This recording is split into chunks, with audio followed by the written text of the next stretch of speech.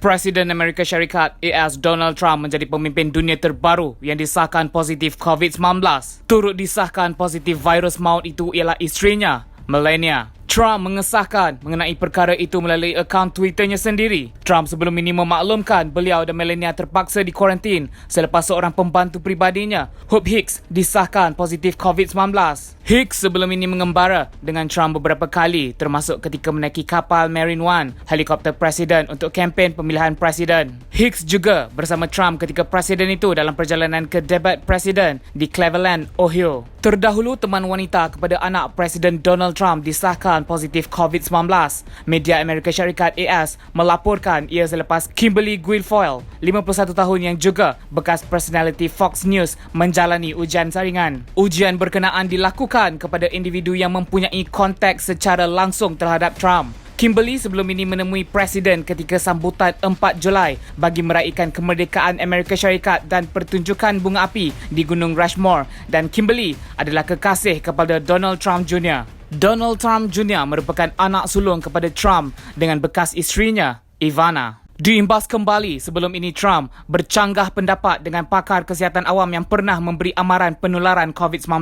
Dengan semangat juang demi kepentingannya, Trump cukup angkuh dan mendabik dada dengan mengumumkan Amerika kukuh gagah. Namun selepas beliau mendabik dada, Trump mengakui Amerika perlu meletak negara dalam keadaan siap siaga untuk menentang COVID-19 jika terus menular. Dalam masa yang sama, Presiden Amerika Syarikat ini tidak pernah merendahkan diri. Malah Trump memuji dirinya kerana bertindak menyekat beberapa perjalanan penerbangan dari destinasi luar negara yang menghadapi ancaman COVID-19, di mana sebenarnya hampir semua negara melakukan hal yang sama. Bukan hanya Donald Trump. Ini bermaksud semua pemimpin di setiap negara juga bijak. Bezanya, cuma mereka tidak mendabik dada. Trump mengambil kredit atas tindakan mengenakan sekatan kemasukan pelawat dari kawasan tertentu, menyifatkan sendiri sebagai tindakan bijak. Tambah Trump, White House tidak berduduk diam dan sudah bertindak menggerakkan pelan 5 penjuru menyekat kemarahan COVID-19. Ini termasuk pengesanan penyakit, koordinasi peringkat tempatan, penghasilan ubatan dan peningkatan bekalan peralatan seperti topeng dan pakaian keselamatan. Walau bagaimanapun, Trump nampak lebih berlembut apabila menangani isu penularan yang sedang mendadak di Korea Selatan dan Itali. Berbeza dengan tindakannya terhadap China, Trump menyalahkan China yang sebenarnya menjadi punca utama penularan COVID-19 yang melanda negaranya dan dunia. Namun sebenarnya, Presiden China Xi Jinping telah menawarkan untuk berkolaborasi untuk menghadapi virus corona tersebut. Beliau menegaskan China harus bertanggungjawab atas kematian 200,000 warga Amerika Syarikat disebabkan COVID-19.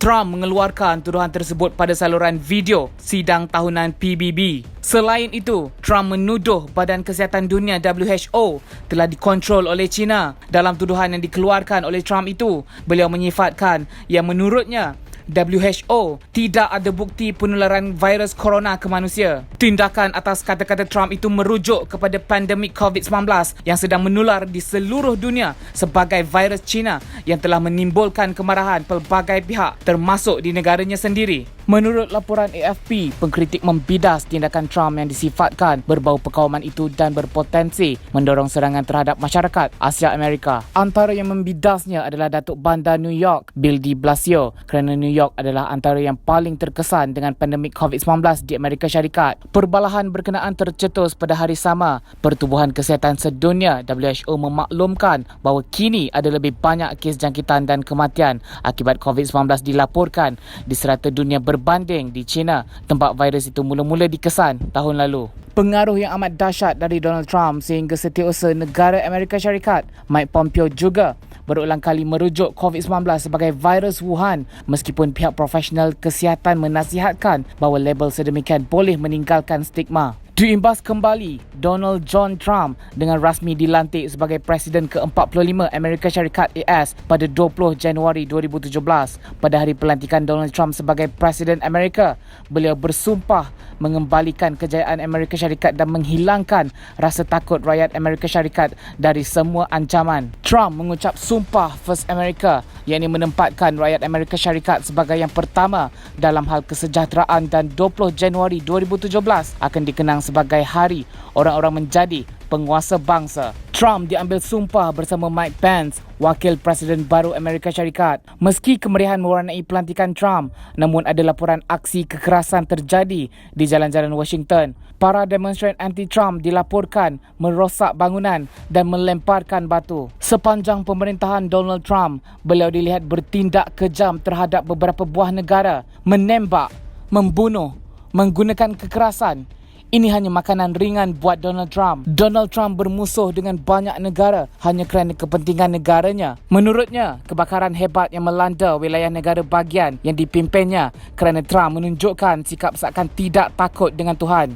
Dalam kemarahan itu, Jerry Brown mengatakan beliau tidak berfikir bahawa Presiden Trump takut pada Tuhan. Takut akan murka Allah yang membuat seseorang boleh menjadi lebih rendah hati dan diri. Hari ini, dunia dikejutkan dengan bukti kekuasaan Tuhan apabila manusia yang angkuh dengan kekejaman kini berdepan dengan virus kematian. Jadi, di mana Trump sebagai seorang manusia yang berkuasa? Jangan pernah mendabik dada kerana Tuhan itu ada. Jangan angkuh di atas dunia. Balasan menanti, membuktikan karma.